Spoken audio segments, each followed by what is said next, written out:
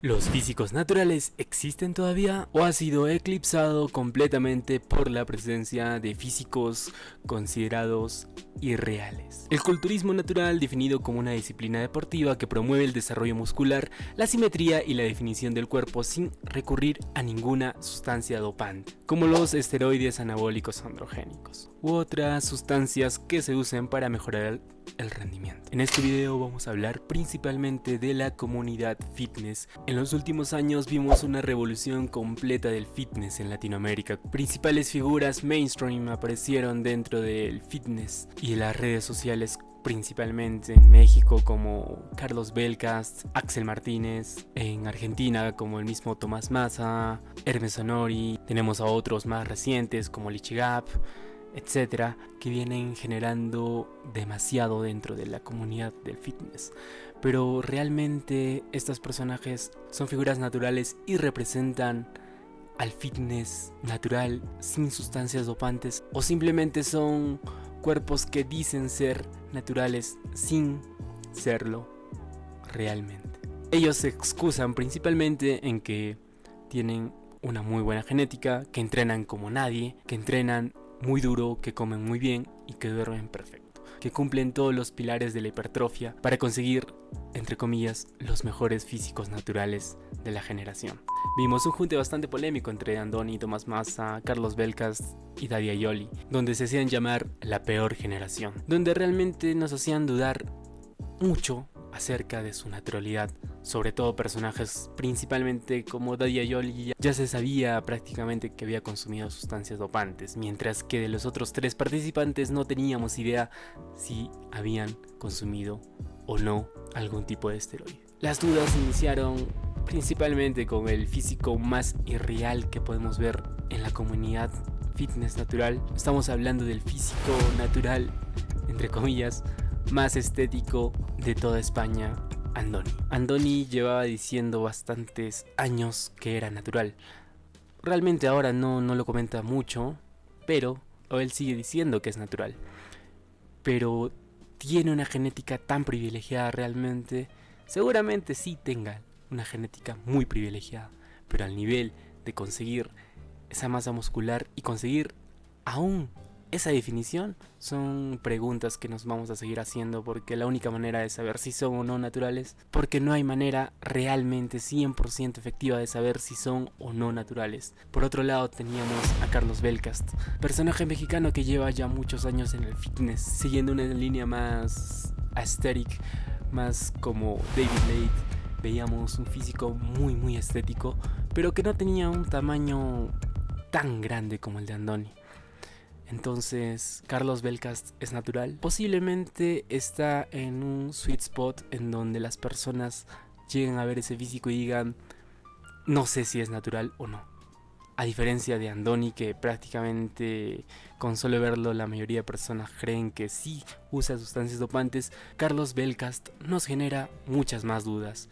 Viendo un físico muy bonito, muy estético, con bastante masa muscular, y que, a diferencia de Andoni u otros físicos, entre comillas naturales, que iban creciendo, es que Carlos Belcast tiene un físico muy similar desde hace ya varios años. No es que su físico haya evolucionado de una manera tan grande. Esto principalmente se debe a que Belcast se mantiene bastante definido durante todo el año. Y evidentemente mantenerte tan definido durante todo el año hace que sea muy complicado ganar masa muscular.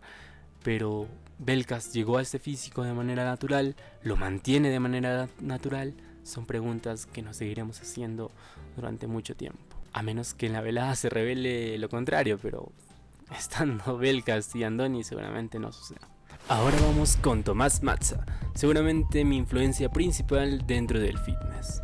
Se podría decir que la persona o el influencer por el cual comencé a entrenar es Tomás Massa, y yo siempre fui muy fiel creyente de que él tenía un físico natural por todo lo que sabía, por todo lo que hacía, por cómo es que afrontaba el fitness como tal. Tenía un conocimiento brutal, veía sus videos antiguos y yo realmente tenía un conocimiento muy amplio acerca de cómo ganar masa muscular, cómo definir, cómo generar planes de alimentación o planes de entrenamiento como tal. Pero en los últimos años su contenido fue cambiando. Inició primero con contenido más polémico, yendo a playas, de fiesta, etcétera. Bueno, contenido que se hace más mainstream. Pero ese no es el punto de inflexión realmente de la carrera de Tomás Massa. Es el Prime. Cuando Tomás Massa llegó al Prime, entre comillas, vimos un avance significativo dentro de su físico. En, si no me equivoco, 4 a 6 meses cambió su físico brutalmente. Perdió grasa y ganó más de 10 kilos de músculo en teoría. Y eso, para una persona que lleva entrenando tanto tiempo como Tomás Massa, que ya era un avanzado, es prácticamente imposible. Lo vimos completamente gigante. No simplemente era algo que podíamos observarlo en fotos, sino también en videos con otros creadores de contenido, donde Tomás Massa se veía completamente gigante, con una fuerza completamente brutal y con un nivel para prácticamente competir. Solamente le había tardado 4 meses cambiar su físico tanto. Era realmente un físico natural. El problema no era la cantidad de masa muscular o la definición que había llegado a conseguir como tal Tomás Massa. El problema o la polémica se generó en el corto tiempo en el que Tomás Massa logró este cambio físico. A muchos defensores y muchos detractores generaron una polémica muchísimo más grande, haciendo comparaciones con otros físicos y diciendo que era realmente imposible conseguirlo de manera natural tan rápido.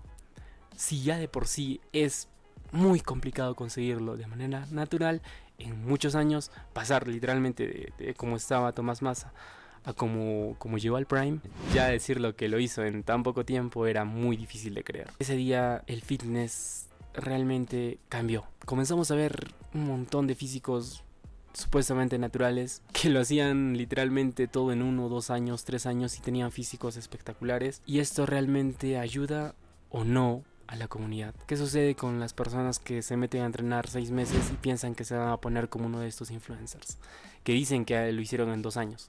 O que se mete una persona, entrena 2 años y no se parece, ni siquiera se acerca a la fuerza ni a la cantidad de masa muscular que tienen estas personas. Es tanto la genética. Seguramente la mayoría de estos influencers tengan una muy buena genética, pero de ahí a que todos sean los elegidos hay que dudar bastante. Hay que seguir.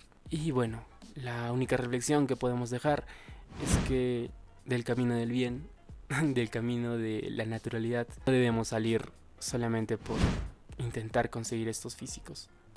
El físico de Tomás Massa, el físico de Andoni son 1 en 1.000.000 y la mayoría seguramente ni con sustancias dopantes lo logremos. Entonces, ¿vale la pena realmente afectar nuestra salud a largo plazo simplemente por algo más de estética y realmente hacerlo más rápido? Porque la mayoría de personas que consumen estas sustancias simplemente están acelerando el proceso, no buscan competir como tal, sino simplemente quieren verse más estéticos en la menor cantidad de tiempo posible. ¿Por qué no esperar 4 o 3 años para verte muy estético y querer verte estético simplemente entrenando 1 año? Esa es la verdad. La mayoría está pensando simplemente en el corto plazo, no en la salud a largo plazo, creyendo en un montón de entrenadores que te dicen que no te va a suceder nada si controlas muy bien esto o lo otro, pero innegablemente estas sustancias dopantes tienen consecuencias irreversibles en nuestro organismo. Así que sigamos siendo naturales por el bien de la comunidad fitness. Muchas gracias por llegar hasta esta parte del video y nos vemos en el próximo. No olvides comentar, darle like y si es que te ha gustado demasiado, compartir con tus amigos y dejarme en la caja de comentarios de qué podríamos hablar el próximo video. Un saludo y un fuerte abrazo, naturales. Nos vemos.